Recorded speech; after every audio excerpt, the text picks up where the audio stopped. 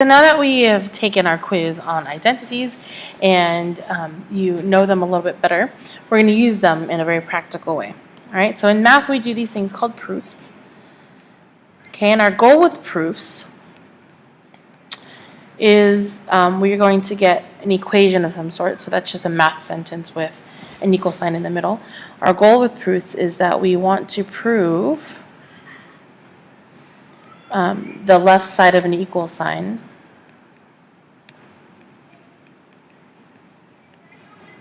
is in fact equal to the right side.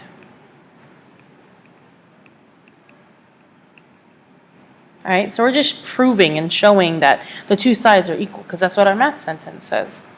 Okay, so let's go ahead and work on our first exercise together. So we want to use these facts, and this is just, these in particular are just a sample of the proofs that we know, or the proofs, but the identities that we know. All right, and all these can be found on that identity sheet, of course, that you used for your quiz, which is why I had you keep them.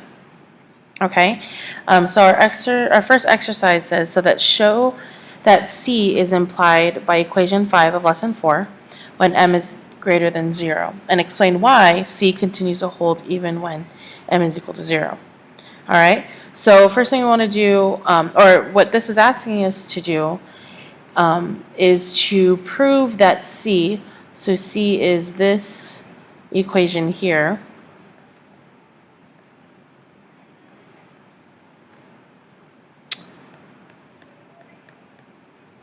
we want to prove that this situation is still true even if M is equal to 0, because our rules tell us that M has to be greater than 0, but it still works out if it's equal to 0.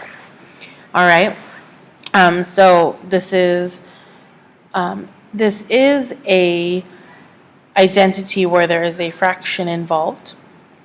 All right, so like I said before, we're going to work the left and right side of an equation. All right, so this is the equation that we are going to use. All right, where our left side is going to be in blue.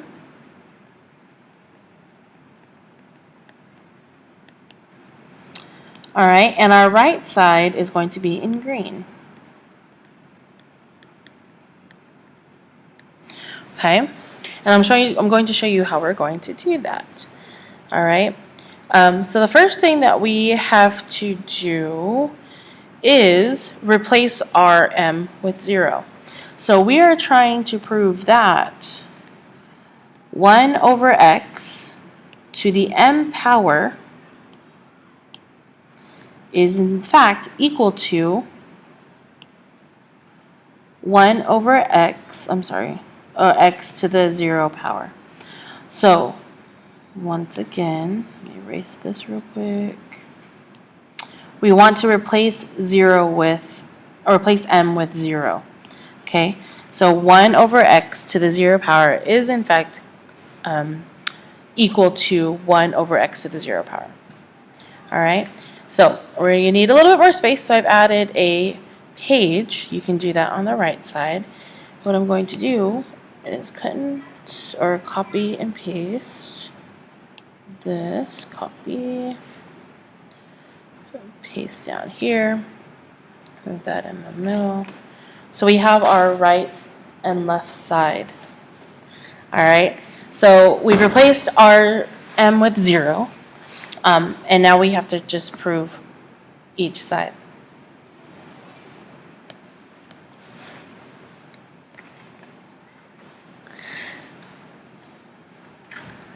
Okay, so we know, given our identities, our first identity, that 0 is going to get distributed to the numerator and the denominator.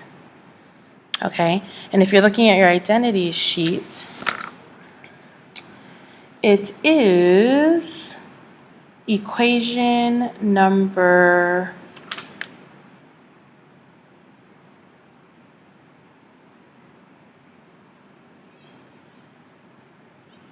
5, where we see that x over y to the n power, okay, is equal to x to the n over y to the n. All right. Sorry, I meant to tell you that we also need this other column. We have our left side and the identities used.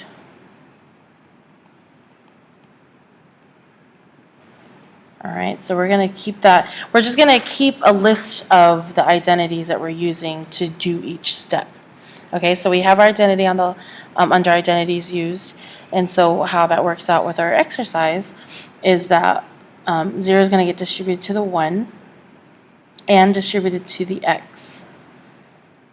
Okay. All right, so our next step, you should be thinking to yourself, oh, since those numbers are to the 0 power, then those can be replaced by 1. All right, and if you're looking at your identity sheet, I don't think it's on there, but you do know that any number to the 0 power is equal 1. Remember, in this situation, that x, it represents any number. Okay, and that is the 0th power law or identity.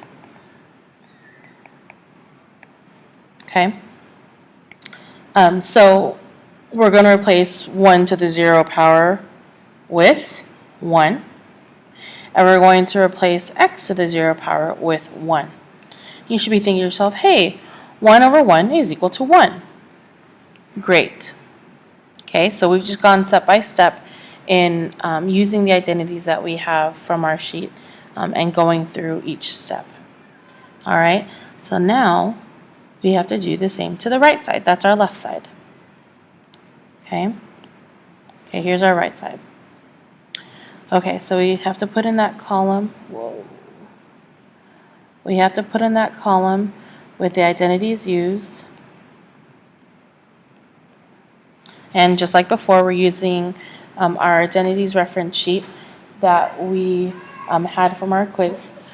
And we are going to work the right side just the same way. So we're going to use identities to replace some stuff and hopefully get an equivalent number or simplification. All right, so just like before, we use the 0th power. We have our 1 over x to the 0 power, and we are going to use the 0th power identity where any number to the 0 power is equal to 1. All right, and we're going to put that into our right side.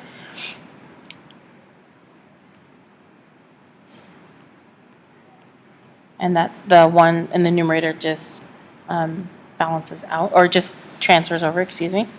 And then from here we know, just like before, 1 over 1 is equal to 1. So I'm going to drop that down here so that they are in line. All right, and this proves that they are in fact equal. 1, because we know that 1 is equal to 1. Okay, so once we've done that, we say check both. Okay, so it's just a matter of figuring out what other identities you can use to help you go through and prove the other identities. They all can be used interchangeably, so go ahead and try the exercises for homework, and we'll work on your problem set in class. All right, I'll see you guys Monday.